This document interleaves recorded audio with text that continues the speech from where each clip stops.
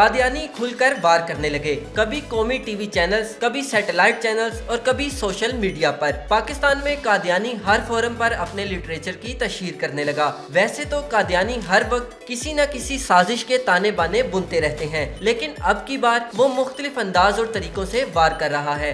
कादियानियों ने माह रमजान में जियो न्यूज पर सहरी ट्रांसमिशन में अपना पोस्टर चलवाने के बाद अब केबल ऑपरेटर्स को वर्गलाने की कोशिश की है। ये हकीकत पेमरा के 28 मई 2020 को जारी करदा मरासले में सामने आई, जिसमें पेमरा ने बताया कि उन्हें मुख्तलिफ इलाकों से शिकायत मौसूल हुई कि उनके इलाके में केबल ऑपरेटर्स अहमदियों के मखसूस चैनल की नशरियात चला रहे हैं, जिस पर पेमरा हरकत में आ गया। तमाम शिकायत को चेक किया गया और फिर तमाम रीजनल अफसरान को हदायत जारी की कि किसी भी इलाके में अगर केबल ऑपरेटर्स कानून की खिलाफ वर्जी कर रहे हैं, उनके खिलाफ सख्त कार्रवाई की जाए। न सिर्फ सामान जब्त किया जाए बल्कि लाइसेंस भी कैंसिल कर दिया जाए।